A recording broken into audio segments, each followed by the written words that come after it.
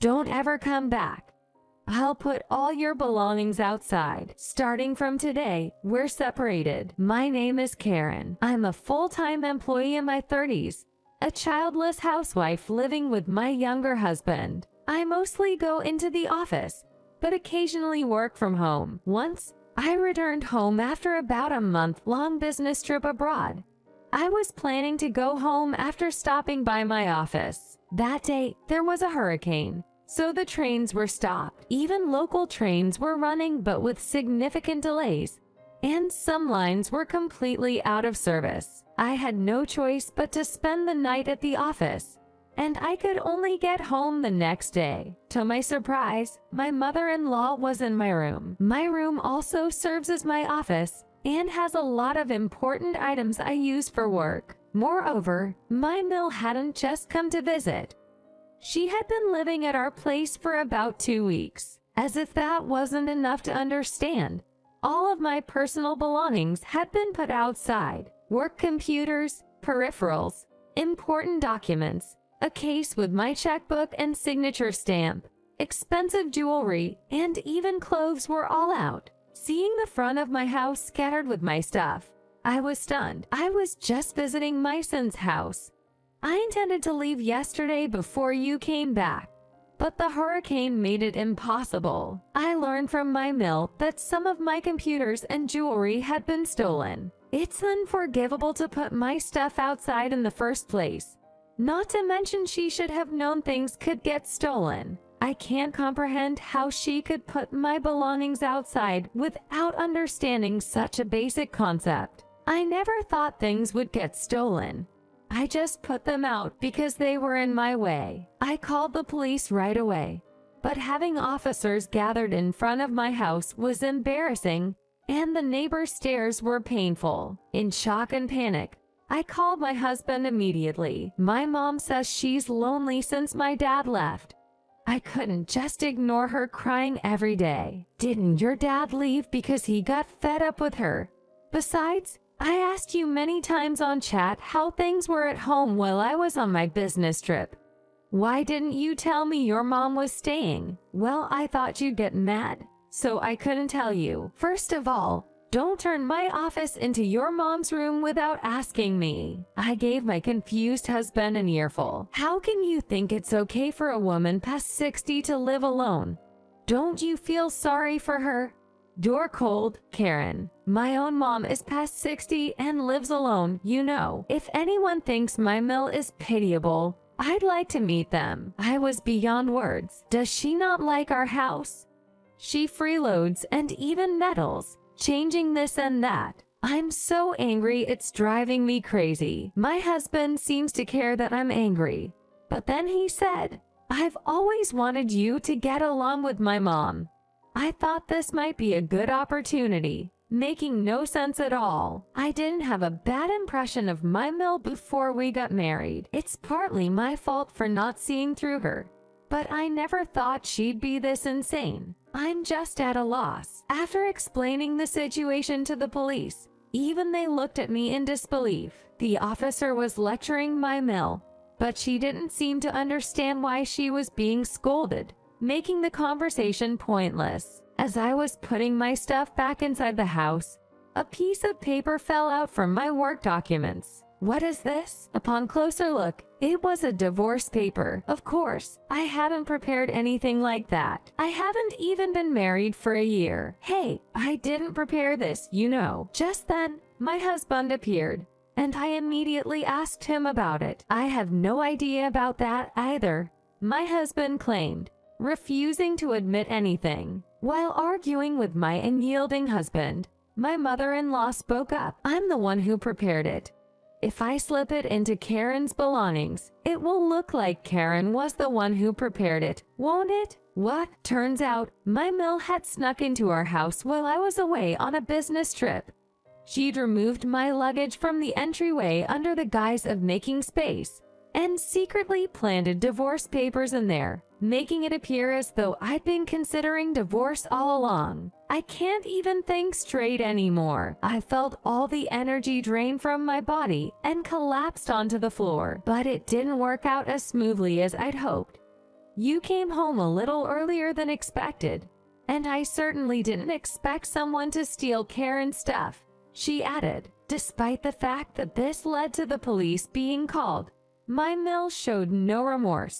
For my part, I told my workplace about the situation and checked into a nearby hotel to find some physical and mental space. While explaining the circumstances to my colleagues, I broke down in tears, feeling both embarrassed and pathetic. I was already exhausted from my trip, and there were many things that needed doing at home. But now I have no energy left for anything. I really wanted to kick my Mill out, but it was late, and the last train had already passed. Plus, I didn't want to breathe the same air as my husband, so I didn't have much choice. Frustrated and unable to sleep, I returned home the next day. Police matters were still pending, and I couldn't send my Mill away, so staying at the hotel was my only option. This aggravated me further. Staying in a hotel for an extended period is going to cost quite a bit. You know, when I brought up the hotel expenses to my Mill, she retorted, "Huh? What are you talking about? Isn't the thief the one at fault here? Why do I have to pay for Karen's hotel stay?" She was totally unyielding, and there was no getting through to her. Meanwhile, my husband conveniently escaped to work. I tried to get in touch with him through text and calls, but he ignores any kind of conflict. None of this would have happened if my husband hadn't let my Mill into the house in the first place.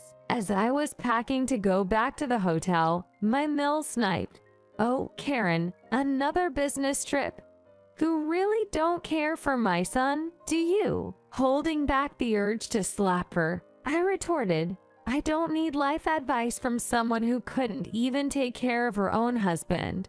Maybe sort yourself out first," and drag my suitcase toward the hotel. I'm genuinely lost about what to do next. Rent and living expenses are split 50-50 with my husband. Since I was the original tenant of the apartment, I'm technically the landlord. Although my Mill orchestrated this, my husband, who allowed it to happen and didn't side with me, is equally at fault. And that's devastating. While the divorce papers were prepared by my Mill, I now find myself wanting to sign and submit them. In that sense, my Mill scheme has played out as she'd planned. It's frustrating, but after all of this, I just can't imagine continuing my married life with my husband. Not even a year into marriage, and we're already talking about divorce. I knew my father-in-law's contact info, so I reached out to him. Despite being far away, he said he'd come right over. My Mill had worn out her welcome with him and moved out, but my in-laws aren't officially divorced yet. Before long, my Phil arrived at our place. As soon as he got here, he took my Mill away, and I was left standing there in disbelief. I'll reach out to you later. For today, let's just take a break. I'm really sorry for putting you through this ordeal, my Phil said, and took my Mill away with him. Before they left, I overheard him on the phone with my husband, saying, "Listen, I'm taking Mom home, so you better get back from work right away. This is your problem too. Don't pretend you don't know." It's funny how he picks up calls from his dad but ignores mine. I muttered to myself. No one heard my murmur, and nothing has been resolved yet. But I need to talk to my husband anyway. I'm leaning strongly towards divorce, but it's like my mind hasn't caught up yet. I never thought it would come to this, so I'm really confused. Then I spoke with my husband, who came back from work after receiving the call from his dad. It turns out he had given permission for his mother to move in without giving any thought to how I'd feel. "Karen, I always thought you'd forgive anything in the end, so I assumed you'd be okay with this too. I didn't think you'd be this mad. And I certainly didn't think Mom would toss your belongings outside, let alone that they'd get stolen. I'm really sorry." He apologized. I had been keeping my cool until my husband went on, I couldn't just ignore mom when she's calling every day, crying. You wouldn't be able to ignore your own mom if she did the same, would you? I thought she'd get used to it eventually, and that you'd forgive her like you always do. That was the last straw for me. Do you think just because she's lonely and crying, she gets a free pass for everything? First off, if your dad left, it's probably because your Mel did something. My mom wouldn't behave like that. Besides, you chose to let your mom into our home in the first place, didn't you? For mom is certainly to blame, but you're at fault for inviting her in. Stop putting all the blame on her. My husband was taken aback by the force of my words. Sure, I've usually accepted what my husband says and tried to be forgiving. Yes, I thought marital life was important, so I prioritized it. Sure, I've been guilty of coddling my husband because he's younger, but that's a separate issue. How many wives do you think would be okay with your mother just camping out in our home uninvited? If you really want to live with your mom, then go ahead and divorce me. You can live with her yourself. I said that and started to head to my room. No, I don't want that. I'm really sorry. My husband was panicking. At this point, I'm too drained to even talk about it. First, we need to pack up my Mel's belongings and return them. My Phil did come back briefly, but left without resolving anything, saying he was tired. He mentioned something about possibly returning again. I don't think my husband truly understands why I'm upset. We had another discussion. Do you know why I'm this angry? Or are you just apologizing because you think you have to? I messed up. So do you know what to do now? Don't do anything behind Karen's back. Can you keep that promise long term? I was willing to help your mom in times of need, but after this, I can't imagine doing so. What about when she gets older and can't take care of herself? I can't cohabit with someone who lacks common sense. My mom has strong opinions, but she's got good qualities too. And I am an only child. Well, I'm an only child too, you know, whatever it takes. I don't want a divorce. Our conversation went nowhere. He seems to think I'm mad just for the sake of being mad. We discussed various things, but my husband insisted, ultimately, I have to take care of my mother. You don't have to worry about her, Karen. I get the whole only son has to take care of his parents thing, but living with that insufferable woman is a no-go for me. To be honest, I've never seen my mom say anything bad to you, so I don't get what you're so upset about. When it's just us two, my Mel shows her true colors. This was our first real argument. My husband left for work early, sensing the tension, so he probably doesn't know the whole story. My husband can't seem to believe my Mel would say anything horrible to me. He said he couldn't accept divorcing like this. Okay, let's have her come over, and you can eavesdrop to hear how she really acts, I suggested, though I was reluctant to invite her. This will probably be the last time I complain to my Mel. I called her over, and she practically flew into the house. Then she barged into my room. Did you decide to divorce? Good riddance, Karen. I'll throw your stuff outside. She began moving my belongings outside. She must really want us to get divorced. I was even considering applying for an overseas assignment with my husband to escape to a place where my Mel can't follow. But that seems challenging. My husband apologized for acting without my consent. Unlike you, she shot back. He listens to me, that's what matters. All you have to do is support me financially. I expect to be paid back for raising him. My Mel, who had divorced my Phil, seemed quite anxious about being alone. She started to rant. Who's going to take care of me for the rest of my life? Hearing this, my husband came out, almost in tears, and argued with her. After watching for a while, I said, "This doesn't concern me. Can you take it somewhere else?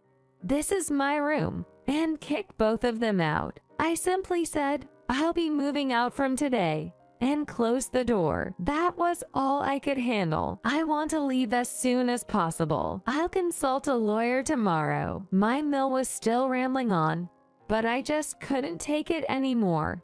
She's not someone who should have parental authority. I feel sorry for my husband for being raised by such a woman. I don't know the exact reasons for my in-law separation, but they've apparently been living separately for a long time. My mill is probably yelling because the conversation didn't go the way she wanted. I consulted with a lawyer. After explaining everything that's happened so far, the lawyer said that while our divorce and my in-law's divorce are separate matters, my husband is undoubtedly confused due to the numerous issues piling up, and he needs emotional support. I got a call from my husband. "Sorry about yesterday. I've been fighting with my mom since then. She's been saying all kinds of things about you, Karen. Even though I didn't know, I'm really sorry. I couldn't protect you even when you were being talked about like that. I wouldn't blame you if you're mad and considering separation or divorce. My dad is talking to my mom right now, and I'm at my parents' house. I'll contact you when I come to pick up my stuff." That's what he said. There was more, but that was the gist of it. He sounded exhausted, and it seemed like he couldn't say much more. Until now, there were no issues when it was just the two of us. I hadn't been worried before, but he's been unusually down lately. Given that both he and his parents are going through a divorce, it's understandable that he's emotionally drained. Knowing that the reason for the divorce involves his parents, particularly his mother trying to leverage him, adds to his emotional toll. I've reached my limit.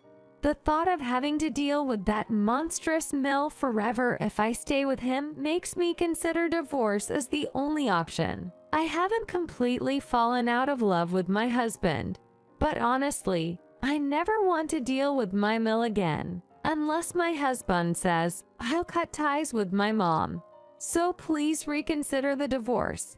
I find it hard to continue this relationship. Since then, I've received no contact from my mill, and my husband has been tiptoeing around my mood every day. I used to advise friends going through divorce to stay calm, but now that I'm in the situation, I realize it's easier said than done. I was referred to the lawyer by a friend and plan to meet them soon. As for separation, it looks like I'll be the one moving out because my husband shows no intention of leaving. Despite his aversion to divorce, he agreed to separate without any fuss. I have no idea what he's thinking. Either way, it's quicker if I move out. My mill still shows no sign of apologizing for her intrusion or for taking my belongings outside, which got stolen. She probably thinks you, as my daughter-in-law, have no right to talk back. As for lingering feelings for my husband,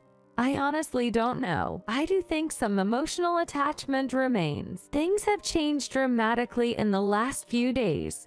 Amidst all the chaos, it seems like my in-law's divorce is finally settled. My husband lowered his head and said, "Now that my parents are officially divorced, I'll completely cut ties with my mom. So I want to start over with you, Karen. I do want to support my husband as he struggles with cutting ties with his mother. So we've decided to continue our marriage. We also decided to move to a different apartment. I have a decent relationship with my father-in-law, and now that we can keep a real distance from my mill, I finally feel like we can be happy moving forward."